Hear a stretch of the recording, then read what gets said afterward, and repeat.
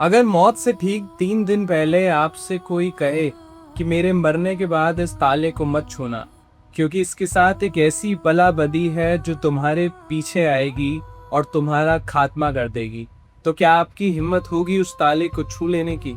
दोस्तों, ये कहानी दिल्ली की प्रिया नाम की लड़की की एक सच्ची दास्तां है। प्रिया बचपन से ही अपनी नानी के बहुत ज्यादा करीब थी, क्योंकि उसके माता पिता दोनों काम पर जाते थे और बचपन से ही नानी ने उसको पाल पोस कर बड़ा किया था। दोस्तों, उसकी नानी एक बहुत ही शांत औरत थी और अपने मिट्टी से काफी जुड़ी थी।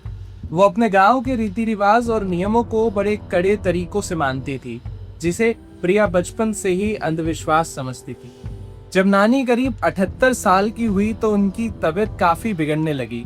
डॉक्टर्स ने जवाब दे दिया कि अब इनके पास काफी कम समय बचा है। पूरा परिवार घर पर इकट्ठा हो गया और प्रिया पूरा दिन रात नानी की सेवा में लगी रहती और नानी के बिस्तर के पास बैठकर बस उनका हाथ पकड़कर बैठी रहती। मौत से ठीक 3 दिन पहले आधी रात के वक्त, जब पूरे कमरे में सन्नाटा था और पूरा परिवार जाके सो चुका था, नानी ने जोर से प्रिया का हाथ पकड़ा।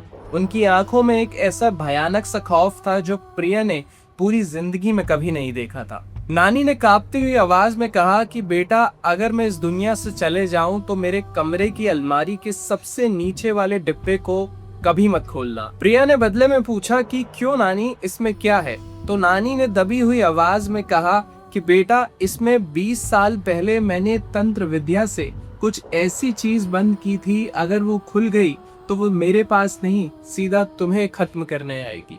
प्रिया ने उस बात को उस वक्त काफी हल्के में लिया। उसे लगा कि नानी दवाई के असर या मौत के डर में बहकी बहकी बातें कर रही है।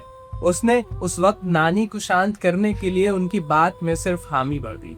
ठीक 3 दिन बाद नानी गुजर गई। मातम के कुछ हफ्ते बाद घर के लोग पुराने कपड़े और सामान लोगों में बांटने के लिए नानी के कमरे में गए।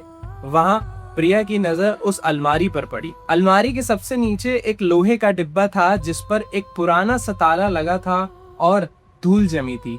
प्रिया को देखकर नानी के वो अंतिम खौफनाक शब्द याद आए। मामी ने प्रिया को कहा, ये बस एक पुराना ज्वेलरी का डिब्बा है, इसे खोलो और फेंक दो। प्रिया ने उस वक्त वो डिब्बा अपने पास रख लिया। एक रात प्रिया अपने कमरे में अकेली थी और उसकी जिज्ञासा जीत गई। उसने नानी के पुराने से गुच्छे में से एक छोटी अजीब सी चाबी निकाली, जो किसी नॉर्मल ताले की नहीं लग रही थी। उसने उस चाबी से उस डिब्बे के ताले को खोला और खटाके की आवाज के साथ वो डिब्बा खुल गया। डिब्बे के अंदर था एक पुराना पीला कपड़ा, कुछ सूखी हुई हरी पत्तियां और एक कागज जिस पर भोजपत्र यानी पुरानी हिंदी में लिखे हुए कुछ ऐसे शब्द थे जो बिल्कुल भी नजर नहीं आ रहे थे। और उन सबके नीचे थी एक काले से पत्थर की मूर्ति, जो किसी आम देवी की मूर्ति नहीं थी। वो बहुत ही उग्र और डरावनी लग रही थी, जैसे किसी तांत्रिक क्रिया का हिस्सा हो। प्रिया ने जैसे ही मूर्ति अपने हाथ में रखी, दिल्ली के इस गर्म भरे माहौल में एक अजीब सी ठंडी हवा उसके कमरे तक आ पहुंची। कमरे के दरवाजे और खिड़की अपने आप बंद होने लगी। घर में किसी को कुछ खबर नहीं थी। प्रिया के रोंगटे खड़े हो गए और उसने डर के मारे उस मूर्ति को डब्बे में रखकर डब्बा बंद कर दिया। पर उस रात के बाद सब कुछ बदल गया।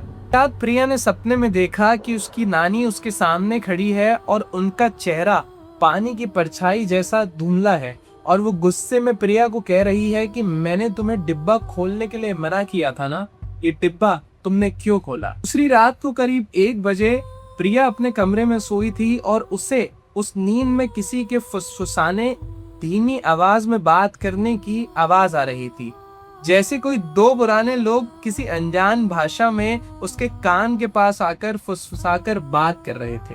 दोस्तों, तीसरी रात सबसे डरावनी थी।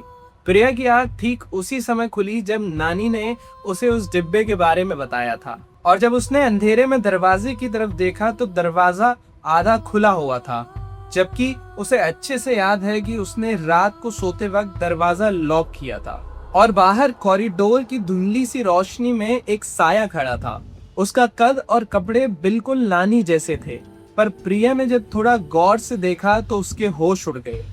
दोस्तों, वो चेहरा नानी का नहीं था, बल्कि सदियों पुरानी किसी झुर्रियों वाली पुरानी औरत का था।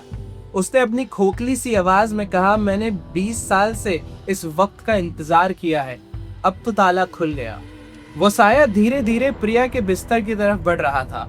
प्रिया डर के मारे चिल्लाना चाहती थी, पर उसके आवाज गले में ही दब गई थी। और उसी पल प्रिया को याद आया कि नानी बताती थी कि अगर कोई तंत्र गलती से खुल जाए तो उस पर लिखे शब्दों को उल्टा पढ़ना होता है। प्रिया ने अपनी पूरी जान लगाई और बिस्तर से कूदकर अलमारी की तरफ भागी। उसने कांपती हुई आवाज में उस डिब्बे को खोला और पुराने से कागज को निकालकर उसे जो भी समझ आया उसे वो उल्टा पढ़ने लगी।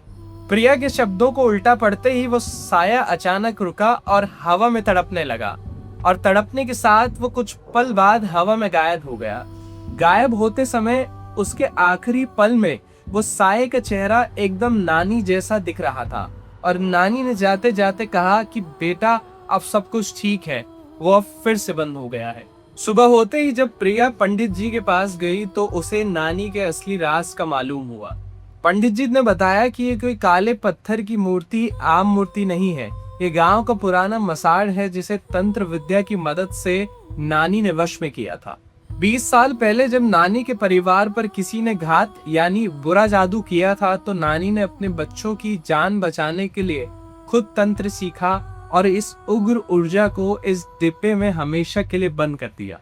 वो शक्ति नानी के खून और उनकी ऊर्जा से बंधी हुई थी, और उन्हें पता था कि जैसे ही उनकी मृत्यु हो जाएगी वो शक्ति कमजोर पड़ जाएगी और वो सबसे पहले उनके करीबी यानी प्रिया पर हमला करेगी। प्रिया ने पंडित जी की बात पर विश्वास किया और उनके साथ मिलकर पूरी विधि विधान के साथ इस डिब्बे को पानी में विसर्जित कर दिया। दोस्तों, ये कहानी जब मैंने पहली बार सुनी तो मेरे दिमाग में सिर्फ यही बात आई कि जो हमारे घर के बुजुर्ग नियम बनाते हैं वो महज एक अंधविश्वास है, या उनके पीछे एक ऐसा सच छुपा है जिस पर हमें तब तक विश्वास नहीं होता जब तक वो खौफ बनकर हमारे सामने न खड़ा हो गया। अगर आपको ये वीडियो पसंद आई और आप हमारे चैनल से जुड़े हैं तो हमारे चैनल को जरूर सब्सक्राइब करें। मिलते हैं आपसे एक और भयानक एपिसोड में, तब तक के लिए अपना ध्यान रखिए। धन्यवाद।